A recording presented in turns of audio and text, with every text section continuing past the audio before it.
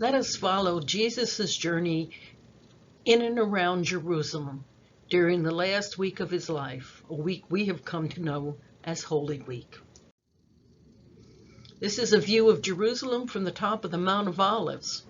Of course, this isn't the way Jerusalem always looked at the time of, this isn't the way Jerusalem looked at the time of Jesus, but we can still recognize some major landmarks. We're standing on the Mount of Olives. There is the Kidron Valley lying between us and the city, the old city of Jerusalem. Right here, from here to here, and this whole area is what we call Temple Mount. It's where the temple was at the time of Jesus. Well, we know that Jesus had friends, Mary, Martha, and Lazarus, who lived in Bethany, and he often stayed with them. That's on the other side of the Mount of Olives.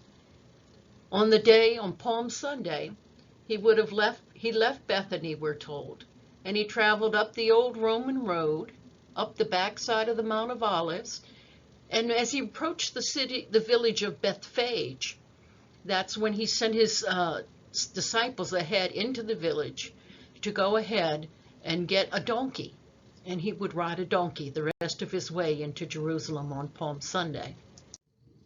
This is a church in Bethphage that marks the traditional site of where Jesus mounted the donkey.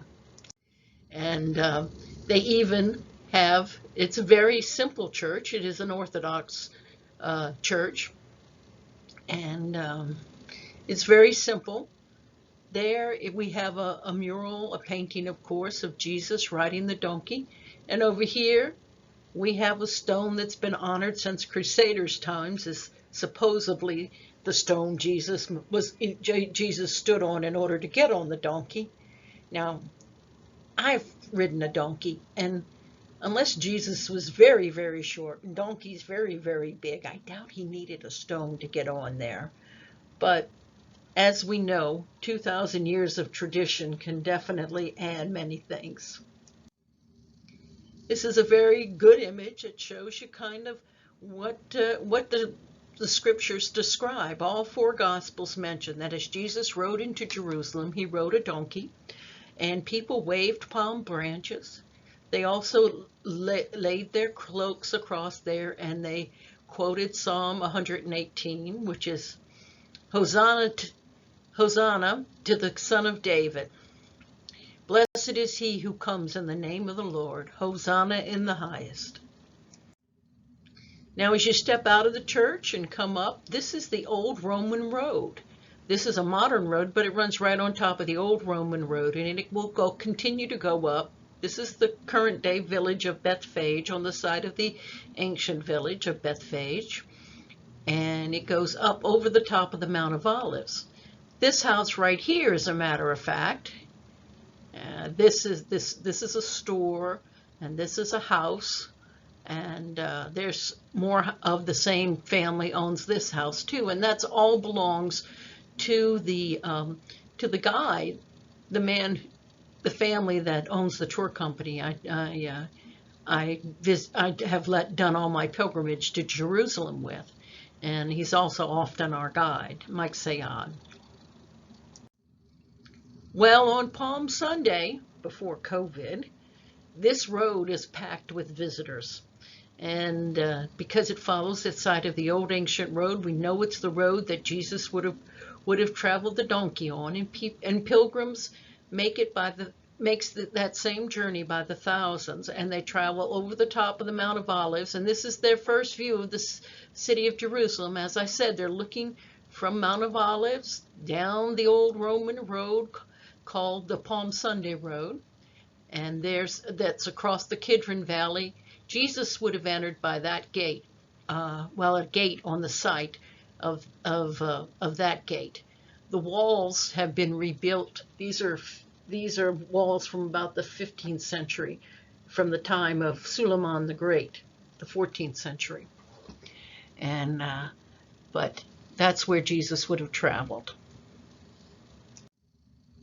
When I went, this is my group right here, walking ahead of me, and you can see not so many tourists at that time, but we have basically it is that same road. The road is very steep, so you got to be careful going down it.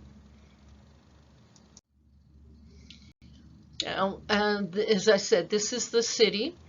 Now, this is kind of interesting because in Jesus's time, right now, these are all tombs we have here. This particular one is a cemetery for Jewish people, and over here, though, there's a cemetery for Muslims. As a matter of fact, there's also a Christian cemetery, and it's the Mount of Olives and this side of Jerusalem is considered to be the prime place, and all this area here along the Kidron Valley is considered to be a wonderful place to be buried, because scriptures say, both in the Bible and in the Muslim scriptures, that when Messiah comes, he will come out of the east, over the top of the Mount of Olives, and he'll enter into Jerusalem through the beautiful gate, which is right there. Now, because this scripture is so well known, you see, people want to be buried here, and they're always buried with facing east, so that they'll be first up at the resurrection. I actually, one time, they said, well, if Jesus is supposed to come through that gate, why is it blocked? And I said, well, because it was a real problem back in the late Middle Ages, about the 1600s or so, and people used to gather at the gate because they hoped and looked forward to the coming of Jesus being soon. So the Caliph went ahead and blocked up the gate at that time, and the Muslim ruler of the city, and he blocked the gate. I actually had one person on my tour ask me, well, how will we know when to unbrick the gate? And I said, well, when Jesus comes again, I'm sure he'll take care of it. Remember, he'll come riding on the clouds, shining like the sun. The trumpets will be sounding. All the angels will be with him. And I think he can handle a bricked up gate. Now, as we head down the Mount of Olives, this is a church that we always stop at. This is the church of Dominus Flavit. Now, that means the Lord wept. It's Latin. And that's because the scriptures say that at one point when Jesus was during that last week, it appears to be, when Jesus was coming over the top of the Mount of Olives and he saw Jerusalem before him, Jesus looked over the city and he said, Jerusalem, Jerusalem, you killer of prophets, I would have gathered you under my wings the way a mother hen gathers her chicks, but you would not let me. This church was built by a famous architect for the Franciscans who did a lot of work in the early to mid 20th century, and his name is Barlucci, and he designed this. The top of this is supposed to resemble the teardrop, and of this church that commemorates that spot. One thing he did do was he included a mosaic of a mother hen gathering her chicks. Remember, Jesus said, "Oh, Jerusalem, I would have gathered you under my wings the way a mother hen gathers her chicks, but you would not let me."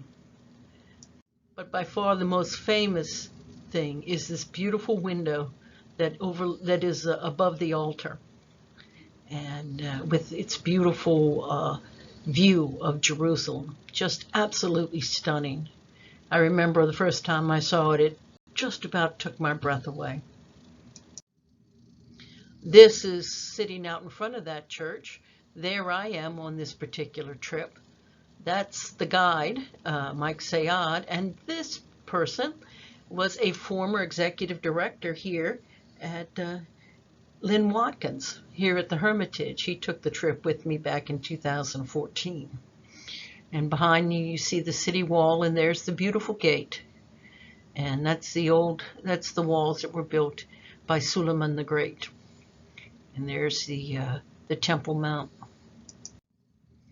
Now, the interesting thing is, is that this area, which is all this whole area, which I've told you was where the temple stood in the time of Jesus. Of course, Jesus would have seen, but it wouldn't have looked this way for him. A view that he would have seen would have been something like this. This is a fairly large scale model of the city of Jerusalem at the time of Jesus, and this is the same view looking across the Kidron Valley. The temple always faced east. Even Jewish synagogues all point toward Jerusalem now, but the Jewish temple definitely the opening to the Jewish temple faced east. Now, this is actually a retaining wall. This is the temple that this is supposed to be the site where Solomon built the very first temple, which was destroyed by the Babylonians in the 700s BC. In the 500s BC.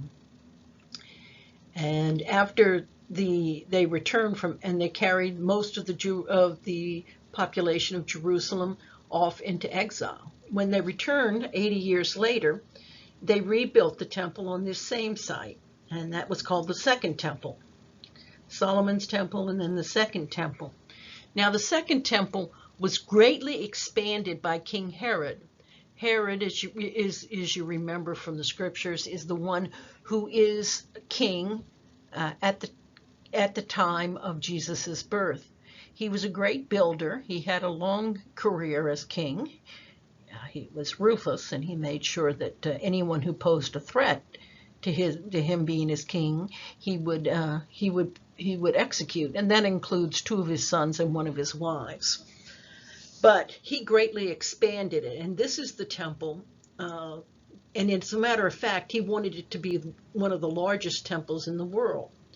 Well, Mount Moriah actually would have been about that high, but that wasn't big enough for him. So Herod built these big retaining walls, carried in a lot of fill, and made a huge platform for the temple. This is now that big platform that you see with all the green trees on it, and it's several football fields. I believe it's huge. I wish I had the statistics right here. Now, one of the things that he did, of course, Gentiles are not allowed into the inner courts. Well, this is the temple where the Holy of Holies is, and only the priests would go there. This is the court. In this court, observant Jews could go there, but only Jewish men who were Jewish men could enter. And here was the court of the Gentiles, and it was that large area. It was in this area that the trading was taking place when we read about Jesus clearing the temple. Well, Jesus on Palm Sunday would have come in through the gate, would have gone up into the temple. They say it was already late, and so he went back and he rested in Bethany. Now, and this right here, this section, Herod was quite clever. He knew Gentiles could not enter were discouraged from entering the temple. So he built this viewing area, this viewing platform, and he covered it up. He made it very luxurious, and so when dignitaries would visit, he would say, "Oh, you don't want to go down into the temple with all that rabble. Come up here, and we'll look at it from above." Another group interested in knowing what's going on from above were the Romans. The Romans, the Jews would not tolerate having any Roman or pagan symbols, including the Roman eagles, which were the signs of the legions in their temple. And they had agreed, the Romans, there was quite a bit of back and forth at one time about the time of in the 40 years before Jesus was born. What they decided to do was that they built the Antonia fortress right here. and they built these towers high enough that the Romans could keep an eye on everything that was going on in the temple. It is believed that it is the Antonia Fortress where Pilate was staying at the time of that Jesus was brought to him before trial. So Jesus entered the temple that day and then walked back and returned to Bethany. Now, we're told that days, this is a little bit close up here, this is that portico, that very luxurious portico that Herod built for his dignitaries. But all along through here, these were called porches. And we know that Jesus, when he taught in the temple, he did come back the next day, and he taught in the temple daily for most of the next week. And he sat there in an area called Solomon's Porch, or Solomon's Portico. And we know he did that. But as you can see, people could look into that. This would be the inner court, and this is the inner court, and this is the court of the Jews, and this is the outer court. Well, so Jesus went back to Bethany that first night, and then he would go back and forth. Now, sometimes he would go back to Bethany, which is about a 2 mile walk or so, and other times he would sleep out in the garden, in an olive garden here, olive grove, on the mountainside of in Gethsemane, in the Garden of Gethsemane. Well, that's on the night on Thursday night, we're told that Jesus went to an area right up here called the upper room, and it was there that he and his disciples ate their Passover meal, or as it has come to be known, the Last Supper. This is a room that is traditionally held to be the site of the Last Supper. Most of the construction here, it dates later than the first century. If you notice these arches, this arch is peaked, and that's indicative of one from the Crusader period, which was about the 12th century. So this particular construction is at least not any earlier than that. However, this is the place where tradition says that Jesus gathered with his disciples and they had their last meal. It's also the place that where they hid out after Jesus was arrested, and they locked the doors for fear of the Jews. This is an artist's rendering of what a typical Passover meal would be, how it would be laid out in that type of space. So this is what we can imagine on Thursday, what it would have been like, or might have been like. Well, when Jesus and his disciples, that Thursday night after the meal, it said that they sang a hymn. Of course, we know that Judas left during the meal because he had betrayed Jesus, and he went to go tell the priests where Jesus was going to be. We're told that Jesus and his disciples, they sang a hymn and went their way at the end of the meal, and which is, believe me, if you've ever been to a Jewish Seder, the Passover meal, there's a lot of singing going on in addition to prayers and remembering how the Jews were delivered from Egypt. Well, the way that they would have traveled to get to the Garden of Gethsemane is right here. They would have come through here. They'd have gone down the old Roman steps, of which there are sections that are still intact. And they would have traveled through the valley, through the Kidron Valley, over to the Mount of Olives, and started up the Mount of Olives on the old Roman road as far as an area called Gethsemane, where there was a garden. These are steps, part of those old Roman steps. This was the one place where I was told that we know Jesus has actually walked. because this is the way to get from Upper Jerusalem, the upper city of Jerusalem at the time of Jesus, down to the Kidron Valley. And here I am on my first trip walking on those steps. That was back in 2006. You can't walk on those steps now. They've been fenced off.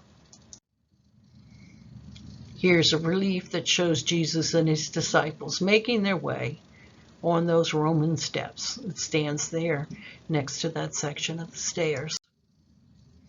Well, this is looking at the Mount of Olives right here. Now, the old Roman road comes up over the top of the Mount of Olives from right about there. And then right here is the church I told you about, that I showed you the picture of, the Church of Dominus Flevit, the place where Jesus wept. The Roman road comes down here.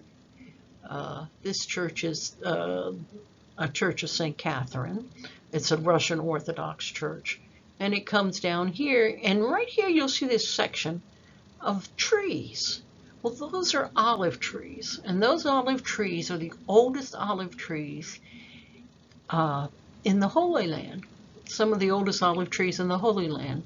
They've been dated, and they may date to about, and they seem to date to about 2,000 years old.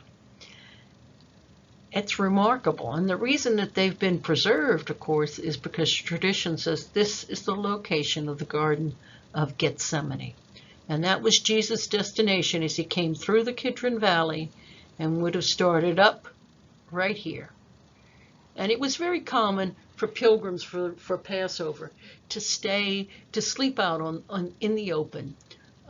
Remember, Jerusalem had a population of about 25,000 people during the year, but at Passover it would swell to over 100,000, and many people camped out and slept on the Mount of Olives, which was just outside the city walls. Now, going back up there over the top of the Mount of Olives, just on the other side is where you find Bethphage, and then Bethany's about a mile and a half further. Right here is the hotel where I stayed. It's called the Seven Arches, and that's probably my favorite hotel to stay in Jerusalem, because it gives you a great view across the Kidron Valley of the old city. So Jesus went to the garden, and these are those olive trees I told you about. It's a grove of several very, very ancient olive trees. Now, the interesting thing about an olive tree is pretty much it'll live forever as long as it's cared for, is what the saying is over there. Well, these are 2,000 years old, and they actually still bear fruit. Of course, they're past their prime, but they do bear fruit. Here's another picture of an olive tree, one of these massive, old, ancient olive trees. This is called the Church of All Nations. It is another church that was built by Barlucci, and it was built in about the 1920s. And several different nations went ahead and contributed funds to build a church on the site of the Garden of Gethsemane. It is a Roman Catholic church, and it is on what his tradition says is the site where Jesus and his disciples, where he went to pray, and his disciples, as you recall, they slept. The inside of the church is really quite remarkable. There's domes. All these little domes each one represents the different nations, one of the different nations that contributed money to go ahead and finance this project. The other thing about it is, if you look at it, it's supposed to represent the night sky, stars in the night sky. And even the windows are specially designed. Here are one of the windows. I've got a close-up on this picture. That's not stained glass, that's actually alabaster.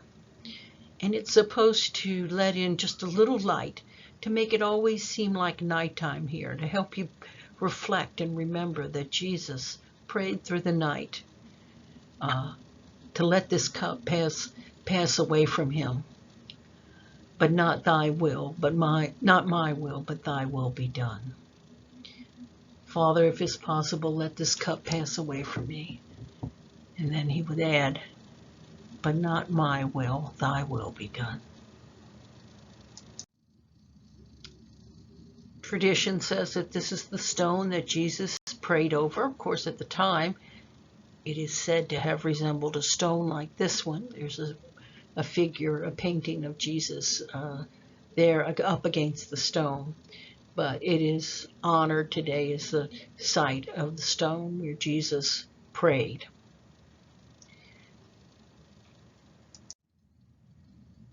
Here's another picture of what it might have been. This is actually a small little relief in the Garden of Gethsemane itself. But I think it captures very well that feeling of agony and loneliness and just in the garden that Jesus must have experienced. And under one of these trees, or somewhere nearby, according to tradition, while Jesus prayed, the disciples slept. Finally, he came and he woke them because there was a crowd coming, led by temple guards, who were going to arrest him. And Judas betrayed him with a kiss. Now, Jesus would have been brought back along that same area, back up those same Roman steps, but instead of going to the upper room, he would have gone to another place in the upper city, not too far away. It was the house of Caiaphas. Caiaphas, as we know, was high priest that year, according to the scriptures. And his house has actually been discovered and excavated. It is located up in the upper part of the city, up over in this general section over here. And Jesus would have gone back up these Roman steps. As I said, this is a picture from an early visit of mine before the fencing was put around them. Now they also have a relief showing Jesus being brought up to the house of Caiaphas for a midnight trial, which actually the Sanhedrin, the ruling council of the Jews, headed by the high priest, was not allowed to meet during the night. So this was an illegal meeting of Jesus after he was of the Sanhedrin when Jesus was arrested. There's a church that the Roman Catholic Church has built on top of the site of the house of Caiaphas. And this is actually called the Church of Peter and the Cockcrow, because it also commemorates the site not only of Jesus' trial before the high priest, but also it was in the outer courtyard where Peter, who tried to follow Jesus at a distance, all the other disciples fled, but Peter, we're told, and one other disciple tried to follow at a distance. It's said that Peter comes in and warms himself. This is a statue in the courtyard there, and goes to warm himself at the fire. And a slave girl notices him and says, "Surely you were with him." And Peter denies him. And Peter had earlier during the Last Supper had told Jesus, when Jesus says, "All of you will scatter tonight and leave me," Peter says, "No, even if I must die, I will." And Jesus looks at Peter sadly and said, "Peter,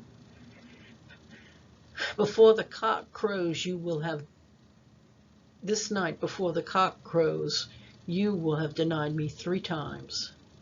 And sure enough, there, in that courtyard, as a slave girl asks him if and other people join in asking him if he was a follower of Jesus. Surely he must be.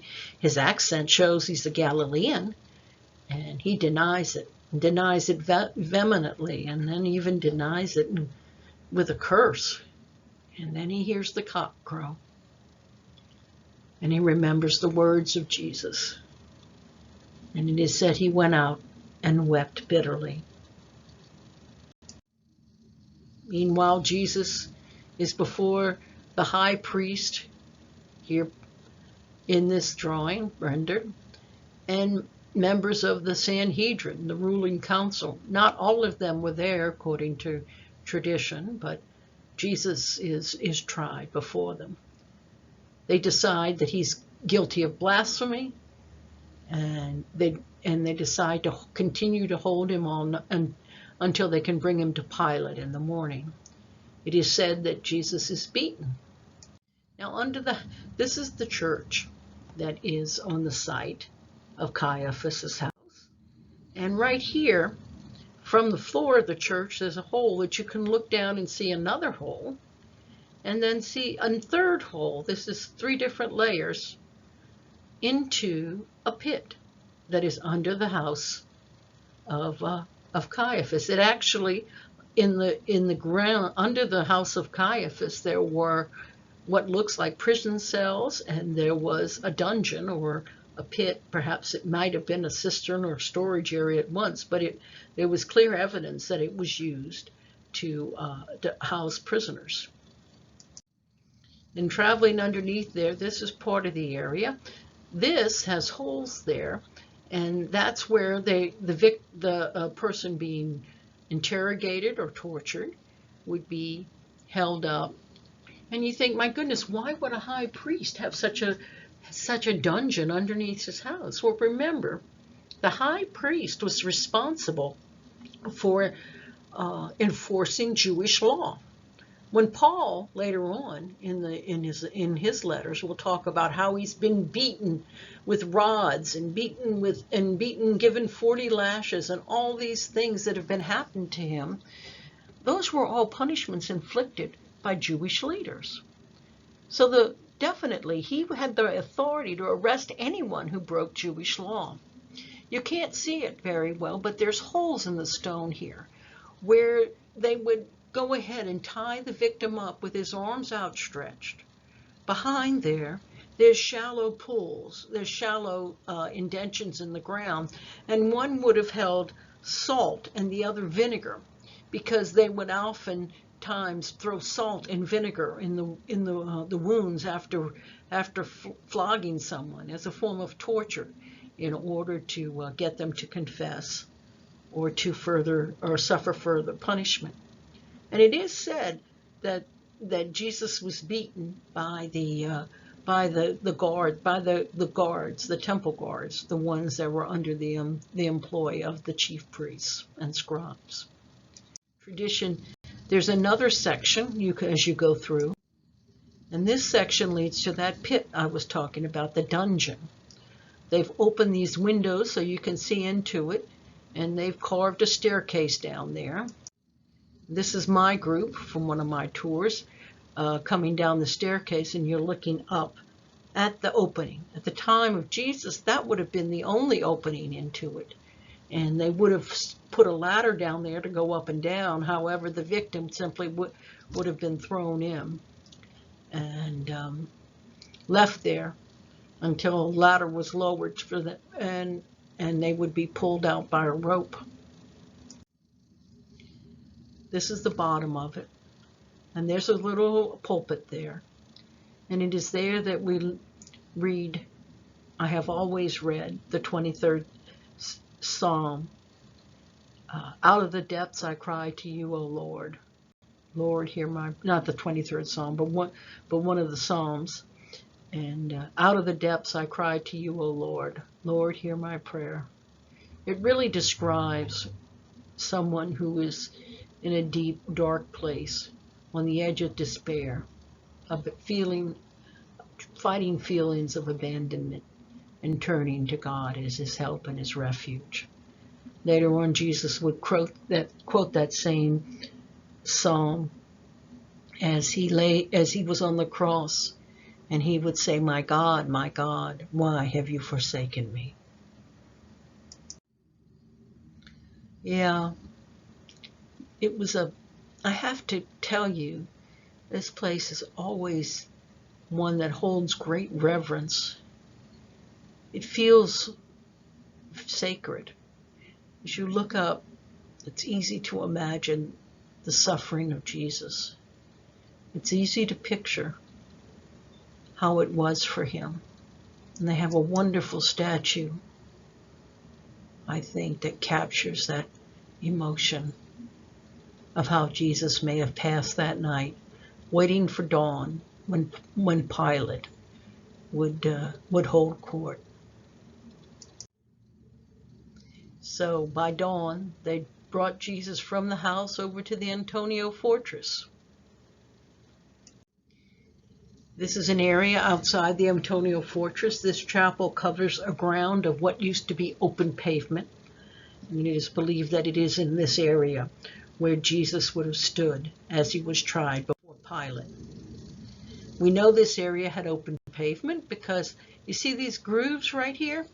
They were cut on the open pavement in order to keep the horses' hooves from slipping. So this was an area of open pavement. It was also an area where Roman soldiers were gathered. This is actually a game played by Roman soldiers. It's carved into the floor of this pavement. It was easy for me to picture how perhaps the detail assigned to Jesus, how soldiers would have stood around waiting for their assignments, for the trial to be over with, to be told what to do. After all, they did have at least two other crucifixions. They had two other crucifixions at the same time that Jesus was crucified. And this is how they passed their time, by playing these Roman games. Well, from there, we leave that area. And Jesus, we know, was told to carry his cross. Now, at the time of Francis of Assisi, which was about the 12th century, 13th century, Jerusalem was under the control of an Islamic empire. Now he traveled there to speak. St. Francis of Assisi traveled there to speak. He was hoping to convert the caliph of the Muslim ruler of Jerusalem, the caliph. Now he did get to speak to him, but he didn't convert him, but they gained great respect for one another.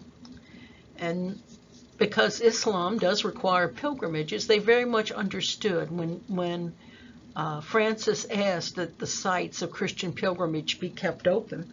He agreed, and as a matter of fact, the caliph entrusted to the Franciscan order all of the sites of Christian pilgrimage, and that they would protect them, and they were given as a trust to the Franciscans. And even today, it's called the Franciscan Trust of the Holy Land, and they are given all these holy sites to watch over, preserve, and maintain, so that they are freely accessed by Christian pilgrims.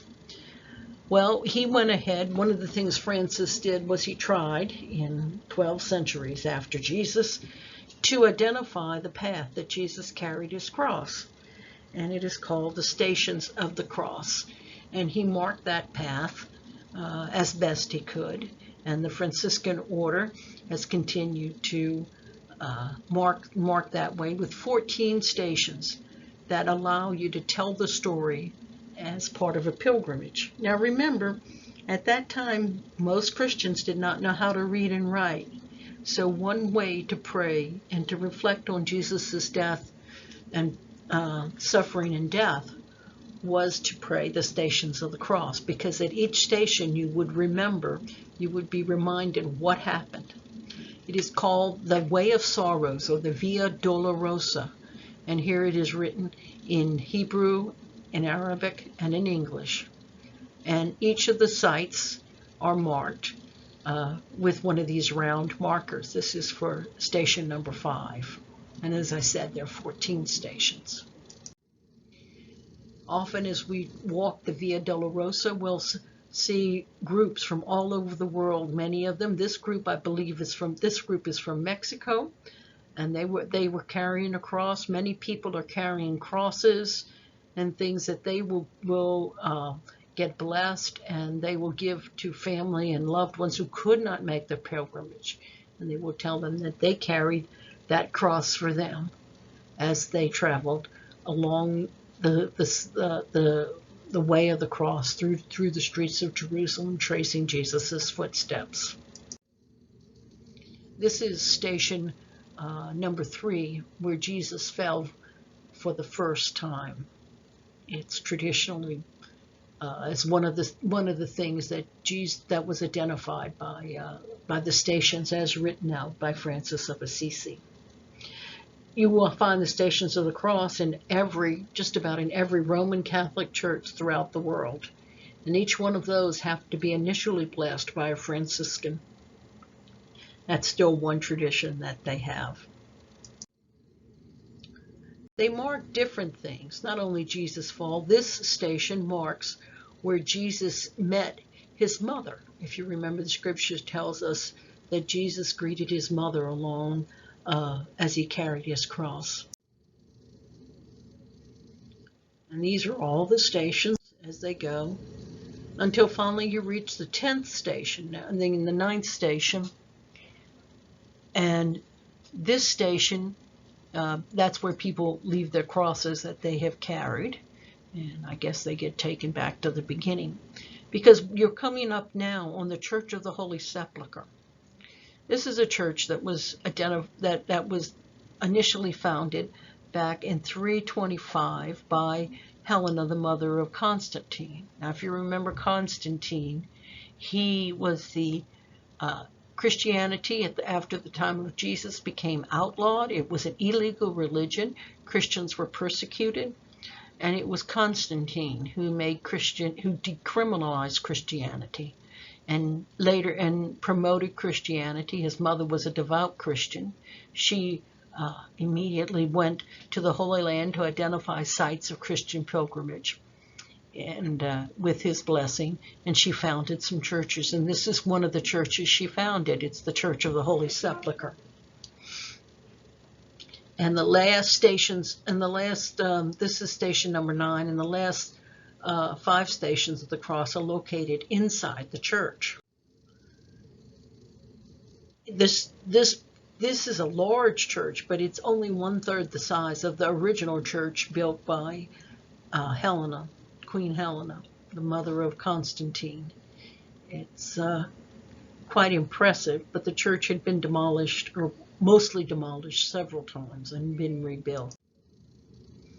This is the main entrance to the Church of the Holy Sepulchre. It's quite impressive and very ancient. Now, the church that Helena built, this church is so large that she actually took the mountain. This is what the mountainside looked like. Here was the place that was called the Rock of Golgotha. Then there was a hillside here, and tombs were dug into this hillside. And what Helena did, was she wanted to build a big church that could gather everyone around there. So she built over all of this. They cut away the Rock of Golgotha to just leave a small thing for the spot where they believe the cross actually stood. Then they cut away all the backside of this mountain, and they left a little dome over it right there, so that you could go into the tomb and it would still have a cave-like roof. Unfortunately, there was someone called the Mad Caliph of about 1300, and he sent all of his men with pickaxes to destroy the tomb of Jesus, and they caved in the roof, and they had knocked down a lot of the sides, not all of it. And his mother, who was a Christian, came in and stopped them, and she went ahead and repaired it, and they built a little chapel over it almost, called the Edicule. But you can see it's very confusing. It's hard to imagine when you get in there, because it's so changed from the time of Jesus. These are the big doors right here, and those doors are locked every night, and actually it's a Muslim family that holds the keys, because unfortunately the Christian sects, remember, they broke apart from little by little. When this church was founded, all Christians were just belonged to one group, but then they began to diverge. It was the Eastern Church and the Greek Orthodox Church and the Roman Catholic Church, and there was the Armenian Church and the Syriacs and all this, and there was lots of arguing and fighting between them, and the caliph got so tired of it, they even fought over who was going to hold the keys. So he said fine. He gave the keys to a Muslim family that lived nearby, and they were given the job to open the door, unlock the doors in the morning and unlock the doors at night. And that is something that is still done by that very same family for about 1,000 years now, 800 years. I mean, that's really sad when you think about it. And I'm glad that families had job security for 800 years, but it's pretty sad to think that Muslim family got that only because Christians spend too much time fighting among each other. So here are the doors when they're open. And when you enter, you go straight up. Remember, Remember I told you, there's the stairs right here. And you go straight up these stairs up to the top of Mount Calvary. Most of Mount Calvary's been cut away. When you reach up here, you can see through this glass that there's still some rock there. They want you to know that that's the top of Calvary. This chapel right here, see, different areas were split between the different sects. This over here belongs to this chapel on this side belongs to the Greek Orthodox, easily recognized because they use a lot of these oil lamps. This section here is Roman Catholic, and actually this very ornate altar was donated in the Renaissance period by the Medici family. So you're able to go over here to the spot, and there's the rocks. You see the rocks on either side at the top of Mount Calvary, and there was a hole right there. You can stick your hand through this into the hole and actually touch the spot where tradition says that the cross of Jesus stood. And that's what I'm doing right there. Well, then, of course, we go over to where the tomb is. After Jesus was crucified, here's a beautiful mosaic in that. And I'll show you the first. It shows Jesus being taken down from the tomb, from the cross, there at the top of Mount Calvary. And then he's laid out, and if you remember, the body was Joseph of Arimathea, who was a wealthy Jewish merchant, and also a follower of Jesus, though a secret one. Well, and Nicodemus, who was a member of the high priest, they went ahead and they claimed the body of Jesus after it had been taken down from the cross. They wrapped it in a cloth. They used some spices, but didn't do a full preparation because it was late on the day of a Friday. And at sunset, it would be the Sabbath, and they were not allowed to bury anyone on the Sabbath. So they went ahead and wrapped Jesus in this cloth, along with the herbs that they had, and the oils and everything that they had, and they laid him in the nearby tomb. Well, that right there, the cloth that this shows him laid on. The stone he's laid on what's called the anointing stone, where they anointed the body. And this tradition says this is the stone that Jesus laid on, and it is reverenced as such to this day. And then he was taken from that anointing stone with his body wrapped and placed in the tomb. And there is where the tomb was originally a cave, where, remember I said it was all cut away. And now this is what stands over it. It's called the edicule, and it marks the spot of the tomb. They've recently done a full renovation of the edicule and stabilized it, and they actually found that the walls are part of the walls are carved out of bedrock. So it was at one time a cave or a tomb. When you would go in, though, there's usually very long lines. And you go in through here and into the cave, and right here is where tradition says Jesus' body was laid. You're allowed to go in and kneel and pray. Of course, this is not the only site where tradition holds that Jesus may have been the site of Jesus' crucifixion and burial. The Church of the Holy Sepulchre, of course, is the place that was identified to Helena in 325 when she asked where was Jesus buried. According to the common Christian memory of that time, they pointed to where a temple had been built, and she had the temple torn down, and she built the Church of the Holy Sepulchre and the tomb uncovered, and because fill had been put in over on top of it, and she built the Church of the Holy Sepulchre. But back in this, and this photograph dates from the early part of the 20th century, but in the late 1800s, an officer, a British officer named Gordon, identified a spot that he thought fit it. Also, it's over here, also outside the walls of the city of Jerusalem at that time, and it's called Gordon's Calvary. You see, the place is called Golgotha, the place of the skull, and if you look, he looked at this hillside and he thought he saw what looked like a skull. Why, this could be eyes and nose, and it could be a skull. And so he went ahead and purchased this entire area, and he began excavation. This is what it looks like now. They built a bus terminal right in front of it, but there you can see Golgotha. Up on top, there's a Muslim cemetery now. But at the time, there would have been a road that ran in the front here, and it is believed, according to this tradition, Jesus would have been buried on the road in front at the hill. Instead of being buried on top of a hill, they believed he was buried at roadside level, because after all, and the Romans were known to bury along roads because they wanted everyone to know how cruel, what the punishment was if you broke Roman law.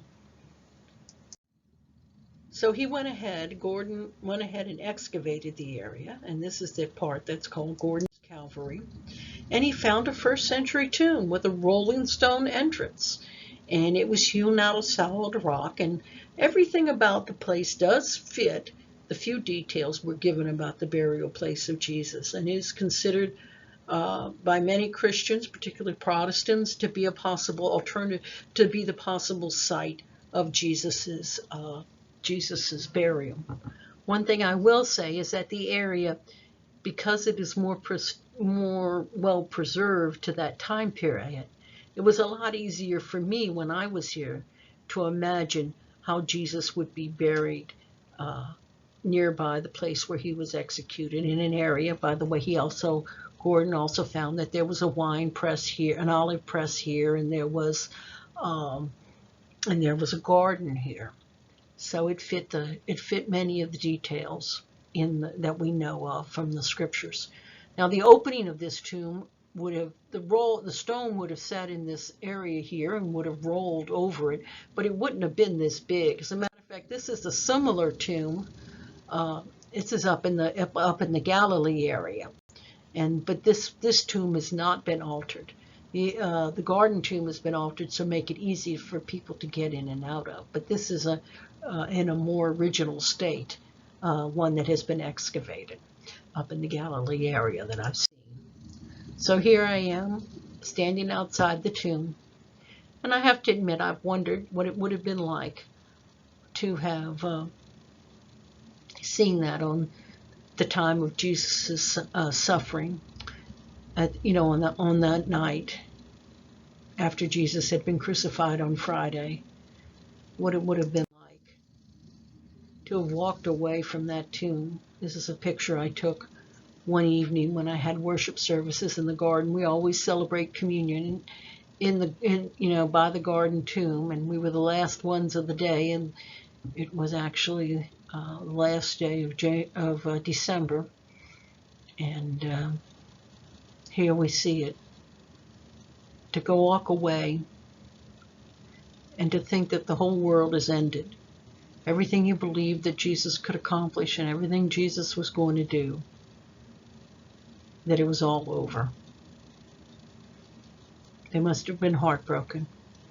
No wonder they went back to the upper room, locked the doors, and hid for fear of the Jews. But we know on Easter Sunday morning, we are told that first the women went to go and properly prepare the body. And when they got there, the stone had been rolled away. And the place where Jesus had been laid, there were only linen wrappings. And even now, when you go into the garden tomb, I love the fact that the door has a sign on it. He is not here, for he has risen.